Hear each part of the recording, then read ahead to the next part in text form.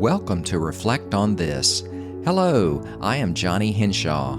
This is the podcast version of devotionals I send to my family and friends. In these devotionals, I share the things I'm learning about the ways and nature of God through applying my study of the Scriptures to the world around me. And don't forget to keep listening at the conclusion of today's episode to hear about my recommended resources, such as podcasts that I find helpful and encouraging, books that inspired some of these episodes, and ministries that I want you to know about. So let's get started. Please join me today as we reflect on this.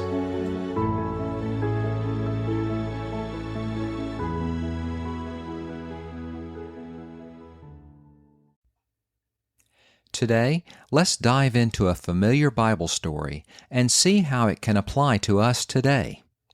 I'm reading from John chapter 9, verses 1 through 7.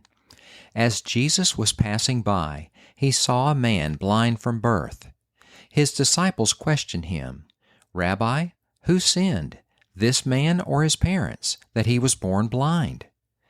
"Neither this man nor his parents sinned," Jesus answered.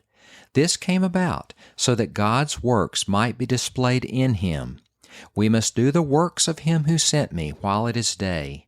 Night is coming when no one can work. As long as I am in the world, I am the light of the world." After he said these things, he spit on the ground, made some mud from the saliva, and spread the mud on his eyes.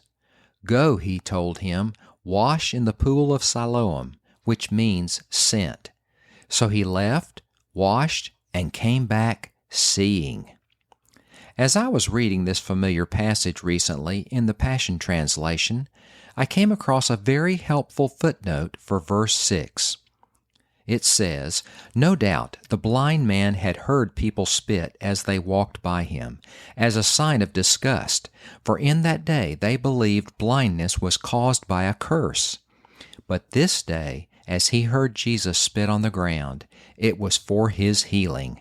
End quote. Just imagine for a moment the range of emotions that this blind man must have experienced.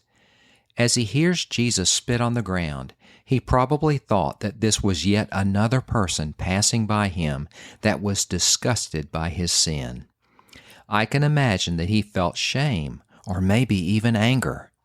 But then Jesus approaches him, places the newly formed mud on his eyes, and gives him instructions to go and wash it off.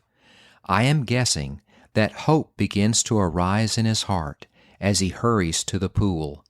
When he washes off the mud, his hope is fulfilled.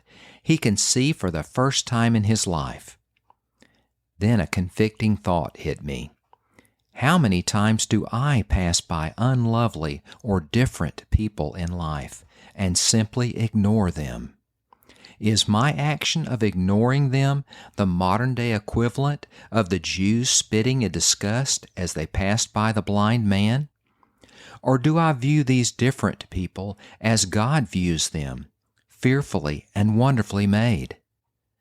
Oh God, thank you for reminding me that not only do you want me to view myself as fearfully and wonderfully made, but you also want me to view in the same way the unlovely or different people that cross my path. Slow me down, Lord, so that I can take the time to notice and acknowledge these people, and to be alert to the promptings of the Holy Spirit. Would you join me today in asking God to help us to not ignore or overlook the unlovely or different people that cross our paths? Today, I encourage you to reflect on this. Today's featured resource is the podcast entitled Crazy Little Thing Called Marriage. This is a podcast hosted by Greg and Erin Smalley, who head up the marriage team at Focus on the Family. They have reached millions of couples through their counseling practices, books, events, and work at Focus on the Family.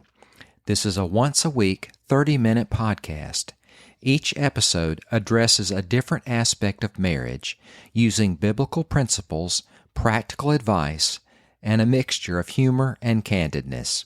They also feature expert guests that share their knowledge and experience of applying biblical principles to marriage.